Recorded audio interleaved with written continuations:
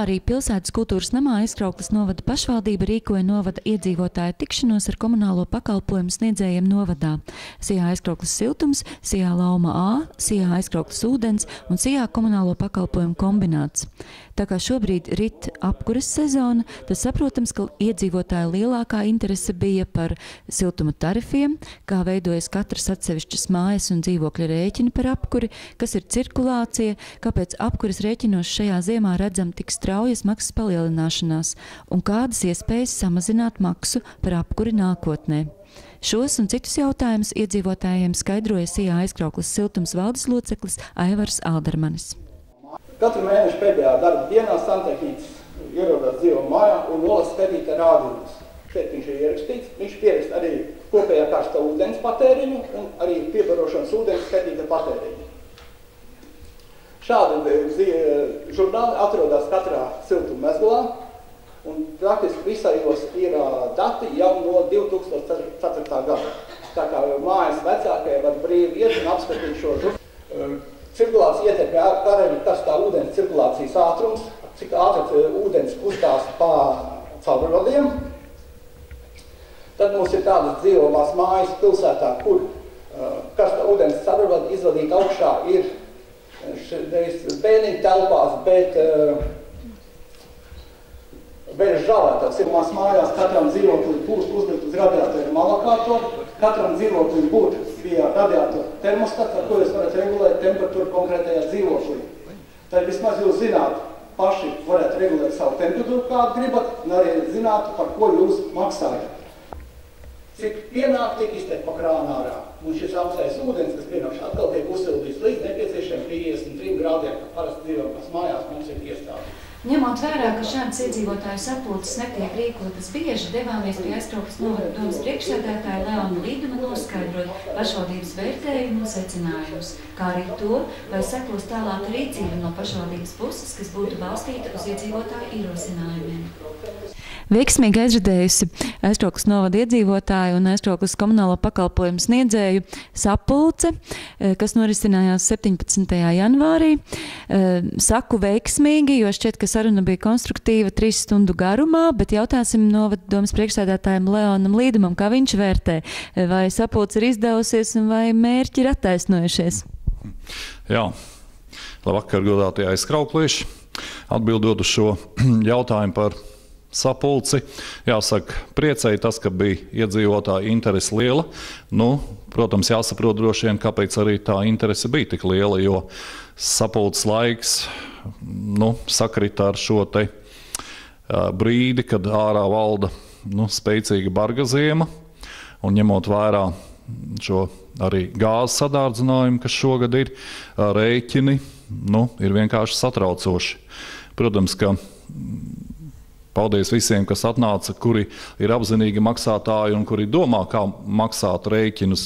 Droši vien, ka cilvēku neizpratne bija tikai un neticība par rēķiniem, jo pirmkārt jau cilvēku ienākumi pietiekami zemi ir, lai varētu izdalīt savā mēneša budžetā šo rēķina apmaksas naudu, tik lielu, kāda tagad ir pieaugusi. Tas ir viens aspekts. Otrs ir, kad joprojām cilvēkiem tomēr ir neticība līdz galam, vai viss, ko dara saistībā ar siltuma piegādi un sadali dzīvojamās mājās, vai viss ir pareizi, vai viss ir godīgi. Es domāju, ka šie divi aspekti arī noteica toni, kāds bija sapulcei. Sapulcei viena daļa nāca ar vēlmi izprast, varbūt ar vēlmi uz diskusiju. Viena daļa nāca varbūt ar savu taisnību, kura negribēja arī ieklausīties citā viedoklī, bet katrā ziņā kopumā bija ļoti labi, ka šī saruna notika un jādomā par nākošo sarunu. Katrā ziņā deputāti jau no pagājušā gada nogales domāja par atsevišķām darbībām, lai kaut ko uzlabotu, kaut ko kārtotu šajā jautājumā. Un gribētu varbūt akcentēt dažas no šīm lietām.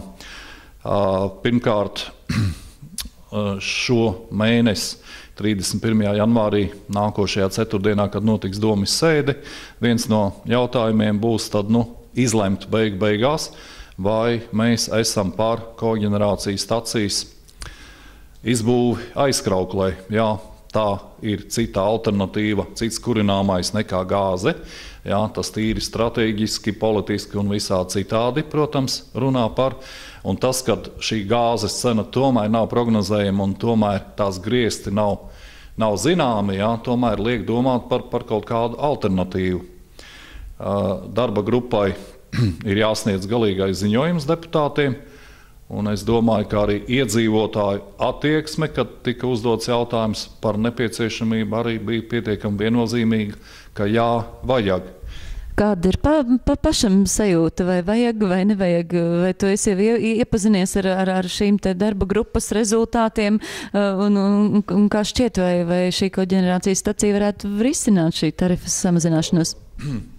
Ja mums būtu šobrīd gāzes saražotā siltuma enerģijas cena pietiekami augsta, bet viņa mums ir, diemžēl, diezgan nooptimizēta, pietiekami zema, tad iegūt tādu ievērojamu cenas pazeminājumu, mēs redzam, ka tas tā iespējams nebūs.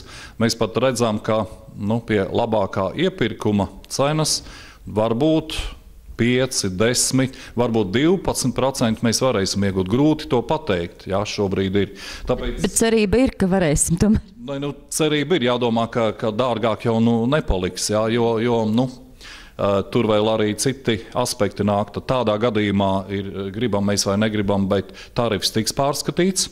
Un pie tarifa pārskatīšanas tad arī ir prognoze, ka pieaugs vienības cena pa siltumu.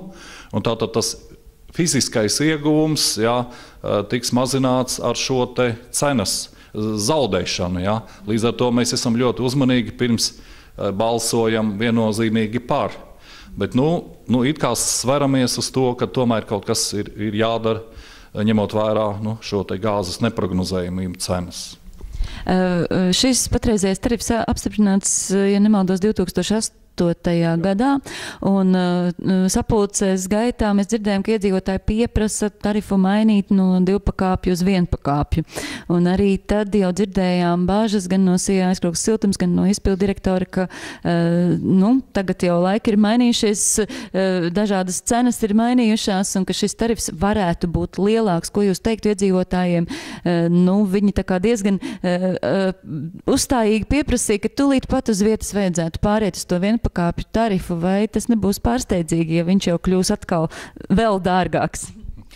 Kā parasti ir jāapzinās arī jautājumu otra puse un iespējamie draudi. Ir ļoti saprotama iedzīvotāja vēlme atteikties no šī 2 pakāpju maksājuma, jeb zinām daļēja siltuma apmaksas apjoma vasaras mēnešos. Ja? Jo iemesls tam droši vien ir sarežģītā izpratne par to, kāpēc un kā tas viss notiek. Un ja es kā iedzīvotājs to nesaprotu, tad es esmu gatavs labāk no tā atteikties.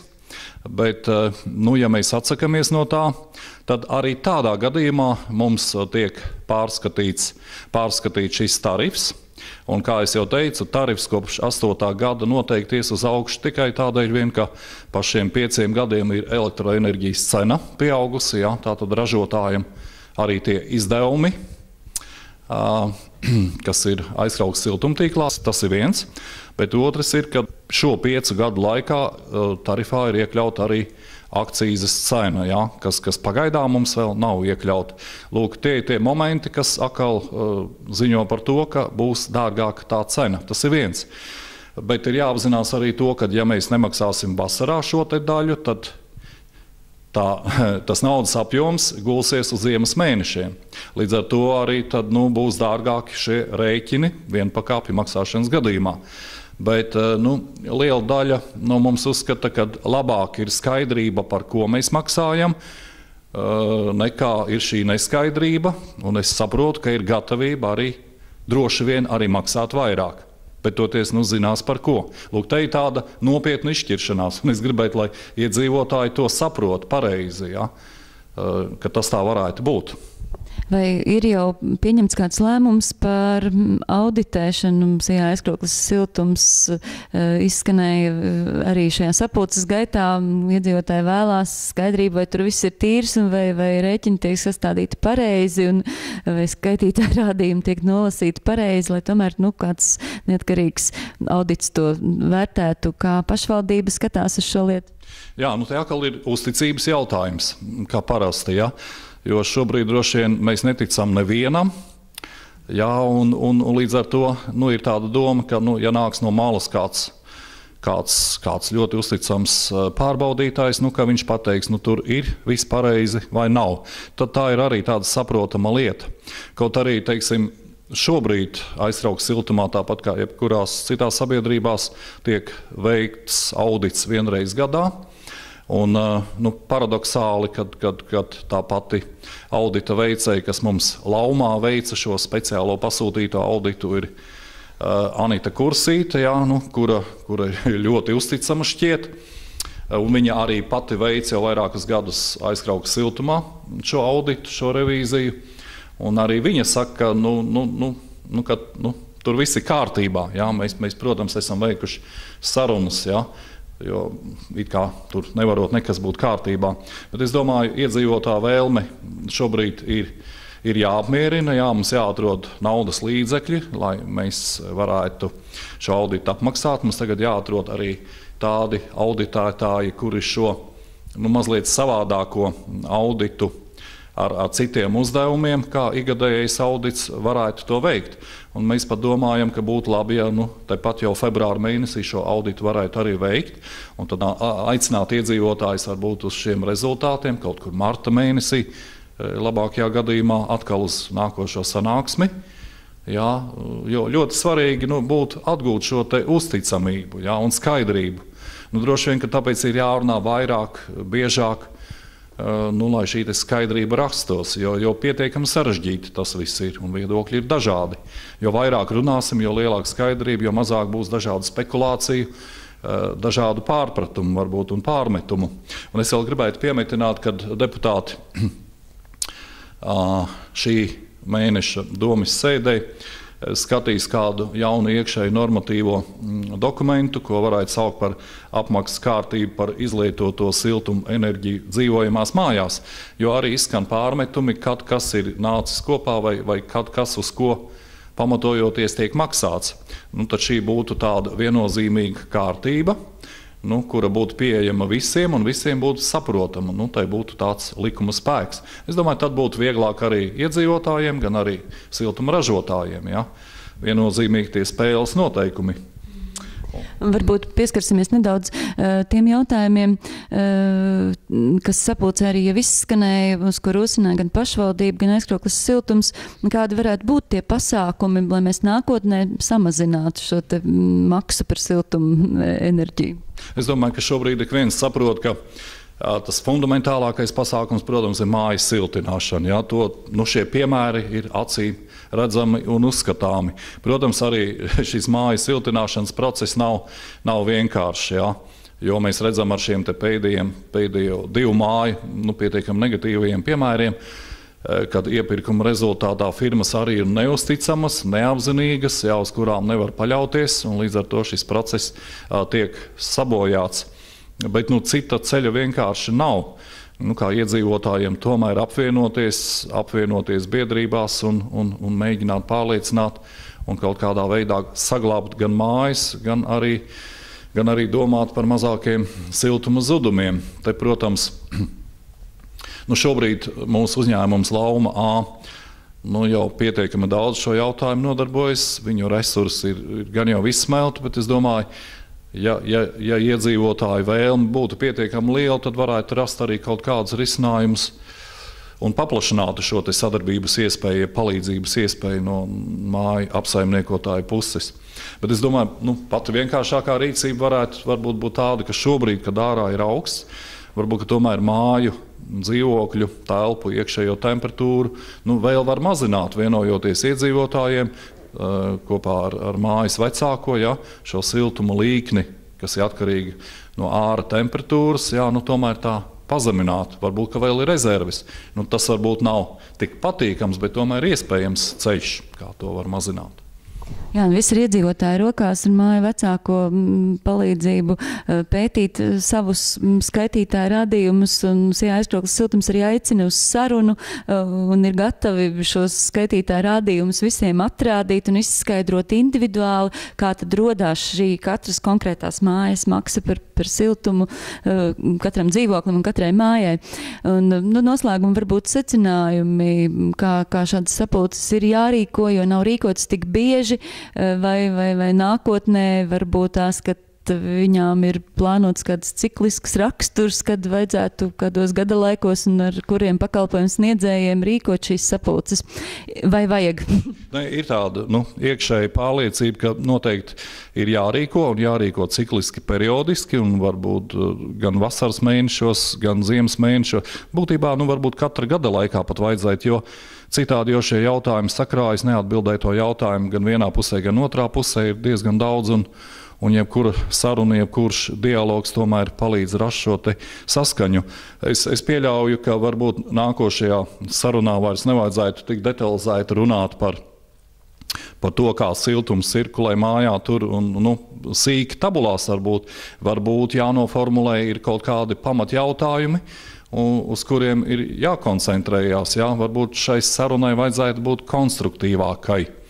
Varbūt, ka priekš tādas pirmās sarunas, tas bija neizbēgami, bet nākošām vajadzētu būt tādām organizētākām ar lielāku atdevi tam rezultātam jābūt. Es saprotu, ka pašvaldības viedoklis ir, ka sapulce ir izdevusies un ka tādas tiks rīkotas vēl. Paldies par sarunu. Novēlam, lai visi darbi izdodās un domas sēdē veiksmīgu lemšanu. Jā, lai deputāti strādā. Paldies! Paldies! Iedzīvotāju sapulces laikā bija iespēja iepazīties ar Sijā aizkrauklis siltums sagatavoto prezentāciju par to, kā tiek piegādāts siltums un kā veidojas siltuma aprēķins aizkrauklē. Tagad piedāvājam jūsu uzmanībai valsts sabiedrisko pakalpojumu regulātora prezentāciju par siltuma tarifiem un maksas aprēķinu. Labdien! Sabiedrisko pakalpojumu regulators piedāvā jums iepazīties ar informāciju par to, kas ir siltumenerģijas tarifs, kā notiek tarifu vērtēšana, kā arī kā veidojas maksājums par siltumu un kādi faktori ietekmē tā pieaugumu vai samazinājumu. Centrālajā siltumapgādē saražoto siltumenerģiju lietotājiem piegādā izmantojot siltuma pārvades sistēmu. Siltumapgādes komersants piegādi veids līdz ēkai, piemēram, daudzdzīvokļu mājai, biroju ēkai vai kādai pašvaldības iestādei. Arī norēķini tiek veikti par siltumenerģiju, kas piegādāta līdz ēkai.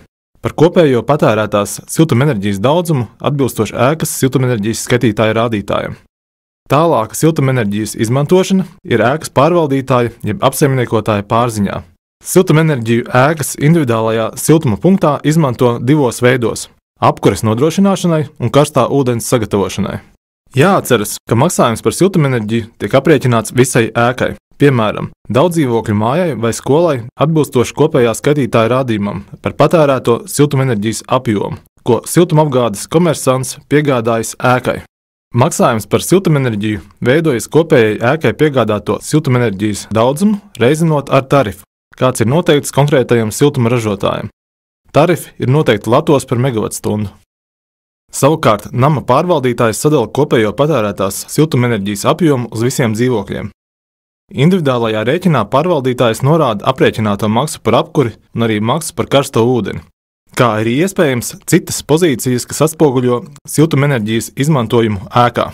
Tarifu, kuram atbilstoši aprēķina ēkas kopējo maksu par siltumenerģiju, izvērtē un apstiprina regulators.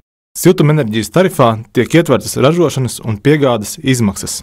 Lielākās izmaksas pozīcijas veido kurināmais, elektroenerģijas izmaksas, iekārtu uzturēšana un nolietojums, darba algas un citas ar ražošanu un piegādi saistītas izmaksas. Pievienotās vērtības nodoklis tarifos netiek iekļauts, un regulators apstiprina tarifus bez tā. Lai visiem regulētajiem komersantiem tiktu piemēroti vienādi nosacījumi siltuma tarifu aprēķināšanā, tiek izmantota regulātora metodika, kas nosaka, kādas izmaksas tarifu veido. Siltuma enerģijas tarifu struktūra ir atkarīga arī no tā, kādu kurināmo uzņēmums izmanto. Ir vairāki ražotāji, kuri vienlaikus izmanto dažādas kurināmā veidus. Regulātora apkopotā statistika liecina, ja siltumenerģijas ražotājs pamatā izmanto dabasgāzi, tad kurināmā izmaksas vidēji sastāda 60 līdz 80% no kopējām izmaksām. Savukārt, ja siltumenerģijas ražošanā galvenais kurināmais ir biomasa, izmaksu struktūrā kurināmā izmaksas ir salīdzinoši mazākas, taču ražošanas procesā tad nepieciešams vairāk resursu, darba spēka un remontdarbu nodrošināšanai.